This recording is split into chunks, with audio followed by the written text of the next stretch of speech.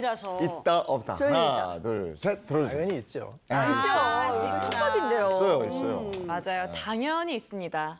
방금 말씀하실 때 문자 폭탄 이거 심각합니다라고 얘기해 주셨잖아요. 네. 사실은 이 문자가 오히려 더 마음에 오래오래 상처로 그래. 이제 맞아. 핥히듯이 남아요.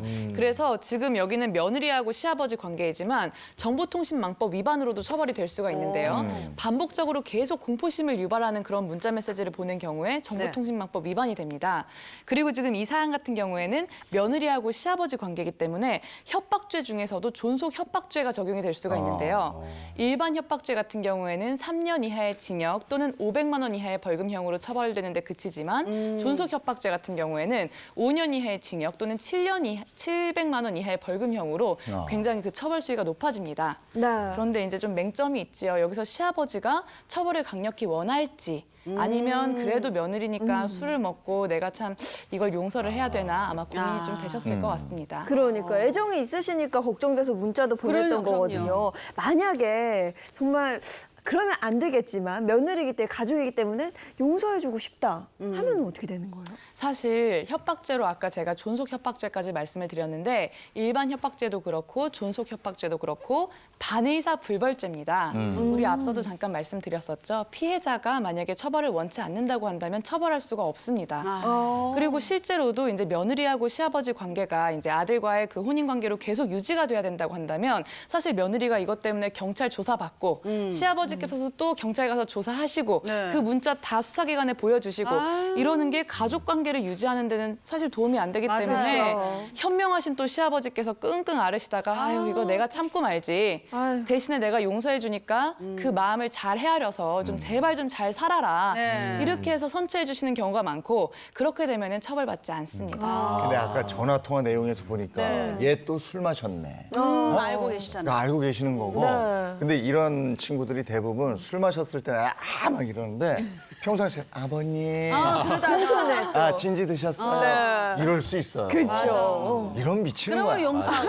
술 취하면 이 양갈팽이 하다가 딱 술 깨면 아버님. 그러니까 이럴 수가 있다니까. 그렇죠. 근데 이거는 실제로 어떻게 됐어요? 이 사건은요, 이제 며느리는 업무방해와 사기, 또 이제 공무집행 방해, 또 절도 등의 혐의로 기소가 됐고요. 2019년 11월에 징역 10개월이 선고가 됐습니다. 와. 이 재판부는요, 정신질환이 이 사건 범행의 원인이 됐을 가능성이 크지만은 이 동종범행으로 여러 차례나 처벌받은 전력이 있고 또 누범 기간에 다시 범행을 저질렀다 이렇게 밝혔고요.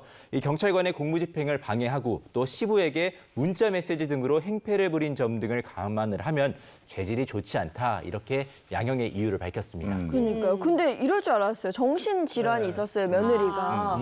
그러면 좀 정신질환 호소하는 경우에 감형이 되고 그러지 않나요? 근데 평상시에도 아마 습관적으로 이랬을 거예요. 그럼 네. 가족들이 뭐라고 했겠습니까? 당신 좀 이상하다. 알코올 중독이라든지 막 폭력성이 심하면 병원 가서 좀 치료받으라고 하면 이 사람이 뭐라고 하냐. 저 정상이에요. 막 이렇게 주장하거든요. 근데 막상 법정 가면 저 비장성이에요. 정신질환이 있어요. 왜냐하면 형량을 강경시키는 규정이 있거든요. 우리 법에 보면은 이 심신장애로 변별 능력이 없거나 미약한 경우에는 이제 형량을 강경하게 돼 있어요. 이게 음주 만취 상태라든지 정신질환이 있을 경우에는 이제 형이 감경될 수가 있습니다. 근데 이 며느리가 술에 취한 상태였잖아요. 네네. 저도 과거에 술을 좀 많이 마셨거든요. 필름이 끊겨버리면 내가 어떻게인지 기억이 맞아요. 안 기억이 안 나거든요. 나. 그러니까 본인이 저지른 범죄에 대해서 난 술 취해서 기억이 안 난다. 내가 그렇게 하지 않았다. 기억이 안 난다. 이래버리면 어떻게 되는 주치범죄라고 하는데 사실 예전에는 우리가 이제 술에 좀 관대했어요. 그래서 네. 법정에서도 네. 술 취해서 뭐 그럴 수 있죠. 그래서 형량이 깎이긴 했는데 네. 최근에 보고서가 이제 발표가 됐는데요. 이 과학자들이 이제 연구를 해보니까 술 마셔서 이제 필름이 끊기는 소위 말하는 그 블랙아웃 상태가 돼도 네. 잠재 의식이 있다는 거예요. 본인이 의식적으로 뭐 다른 사람을 때리거나 욕한 게 다 본인의 의지로 할 수 있다는 거라서 형을 강경할 필요가 없다는 보고서가 제출됐거든요. 그리고 국민 정서에도 뭐 정신질환이 있거나 술이 많지 않다고 다른 사람을 피해를 준 경우에는 그 피해자 입장에서 얼마나 억울하겠습니까? 네. 그래서 형을 강경해서는 안 된다 이런 움직임이 있기 때문에 이 실제로 실무에서도 이제 주치범죄 같은 경우에는 최근에는 형을 강경해주지 않고 엄하게 처벌하고 있습니다.